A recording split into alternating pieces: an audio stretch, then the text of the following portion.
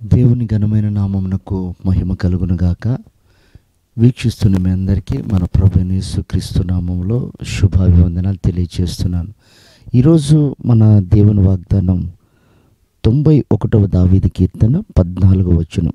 అతడు నన్ను ప్రేమించుచున్నాడు కనుక నేను అతనిని తప్పించెదను.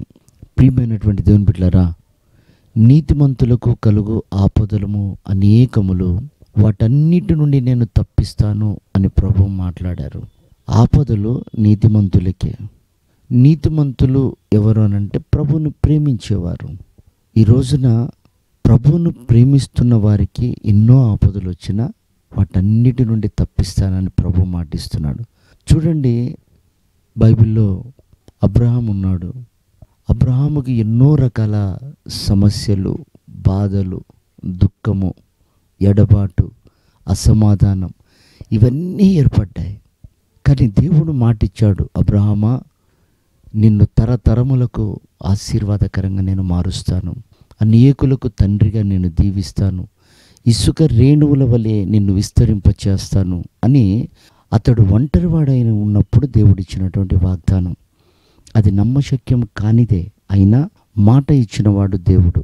అబ్రహాము దేవుణ్ణి ప్రేమిస్తున్నాడు కనుక అబ్రహామును అన్నిటిలో నుండి తప్పించి దేవుడు అతన్ని ఆశీర్వదించాడు. ఎందుకంటే ఆ నామమును ఎరిగినవాడు కనుక. చూడండి, అపోస్తులు ఉన్నారు. అపోస్తులు దేవుని నామమును ధరించినటువంటి వారట. అందుకే వాళ్ళు శాస్త్రుల కంటేను సద్దుకైల కంటేను వారు గొప్పవారిగా పేరు ఖ్యాతి గాంచారు. కారణం ఏమిటంటే వాళ్ళు దేవుణ్ణి ప్రేమించారు. ప్రేమించిన వారిలో ఉండే ప్రథమ గుణం ఏమిటంటే త్యాగం. ప్రియమైన దేవుని బిడ్డలారా, చూడండి, వారు సమస్తమును త్యాగము చేసి క్రీస్తు నామమును ధరించినప్పుడు, వాళ్ళు దేవాలయములోకి ఎక్కిపోతూ ఉన్నప్పుడు ఒక కుంటివాడు దేవాలయము మెట్ల దగ్గర కూర్చొని అడుక్కుంటున్నాడు.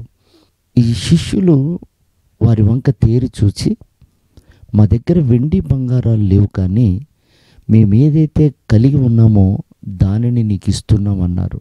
నిశ్చయంగా ఆ నామము ఉచ్చరించినప్పుడు, ఆ నామమును వారికి వినిపింపచేసినప్పుడు అతడు స్వస్థపరచబడి దిగ్గున లేచి వారితో కలిసి దేవాలయంకు వెళ్ళినట్లుగా బైబిల్ సెలవిస్తుంది.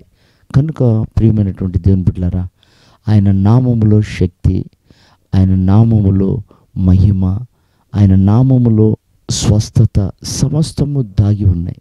కనుక ఆయనను ప్రేమించు వారిని అన్ని విషయాలను తప్పించి గొప్ప చేస్తాడు.